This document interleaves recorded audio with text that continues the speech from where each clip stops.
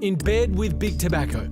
Fresh revelations showing almost half of tobacco lobbyists in this country have worked in state or federal government in what's been dubbed the revolving door. The best lobbyists know how governments work because that means that they know the workarounds. They know who to speak to, how to speak to them, all of those little tips and tricks that you only pick up if you absolutely know the game. And tobaccfluencers, yeah, that's definitely a real term, are far from alone. Industries like gambling, fossil fuels and big pharmaceuticals are influencing their way through the halls of Parliament. The really bad ones are the ones in the 20 grand suits who spend $10,000 buying a ticket to this dinner with that politician and they try and pretend that the minister's a mate. They're usually pretty useless. The ones who are good are the ones who can think the way that politicians are thinking and know how to frame an argument. Toby Ralph would know. As a communications strategist for John Howard, he's witnessed it firsthand. I've seen a lot of lobbyists working the halls in Parliament House, pressing the flesh and being matey and running their clients around, and then they go into secret little huddles and discussions. Now he's one of the many former political staffers who've transitioned to the dark side. In Toby's case,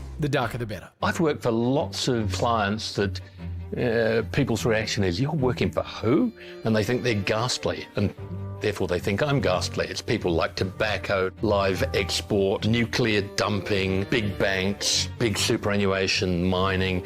Basically, I'm a taxi for hire. Flag me down and I'll take you where you want to go. Businesses using the strategist as a lobby coach of sorts. They need to frame their argument in a way that's going to be persuasive to government, not just persuasive to themselves. So that's what I try and do for people. His protégés honing in on their parliamentary targets. Their secret weapon? An orange VIP pass, endorsed by politicians, dished out to whomever they please. With it, lobbyists are free to walk the inner sanctum of Parliament, knock on doors, hang out in the cafes, grease the wheels of policy making. It gives you access to everywhere that I have access and probably more. I mean, even the word lobbyist, it comes from the fact that they used to hang around in lobbies, and that's where they would get people of influence as they went in between their meetings. Now they don't need to be in the lobby. They're actually inside the building, inside the hallways, having these conversations. All up, nearly 1,800 of the passes are currently in play, almost 1,000 of which have been issued since Labor came to power. And one mystery parliamentarian alone is responsible for issuing 55 of the little orange weapons. You've got 1,800 people on sponsored passes and no one knows who they are. Access all areas passes, that is a concern. Crossbenchers calling for greater transparency after an onslaught of lobbyists. Some so frustrated with the surprise visits, they've reportedly taken to locking their doors. Our lobbying laws in Australia are really loose.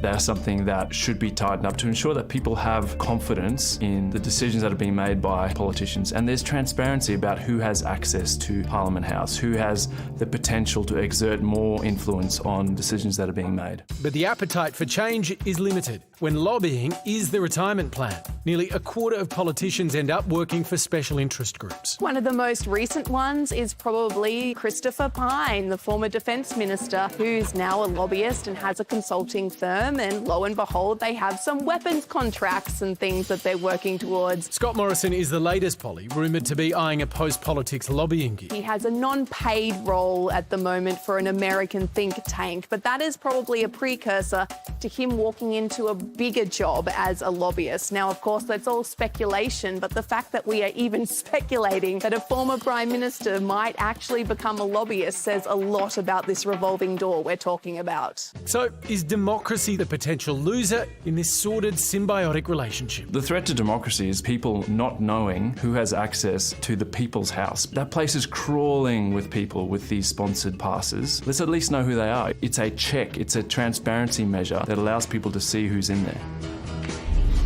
For a bubble, it's pretty opaque, isn't it? There's not that much transparency in regards to this. I mean, the orange passes, I think, I didn't know about it today, I have to say. And then, yeah, I find that quite crazy. I mean, one of the suggestions made by the Centre for Public Integrity, right, is that you should at least have the diaries of politicians publicly available to explain which lobbyists they meet with. Now, there's... Well, their calendars, you mean, well, as opposed to their journals.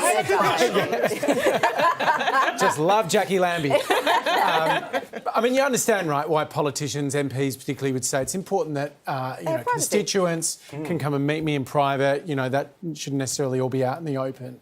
But, you know, maybe one of the answers to this is that there is registration for lobbyists if you want to do that kind of thing. And maybe politicians should have to say, look, I've been meeting with Michael Hing here to lobby me for poker machine, you know, access in school kindergartens. I just think kids should learn to gamble young. That's what I think. Exactly. You know? Life skill. And in that way, if you're a concerned member of the public, you could look up online to see that suddenly I, as the politician, have changed my vote on poker machines for children.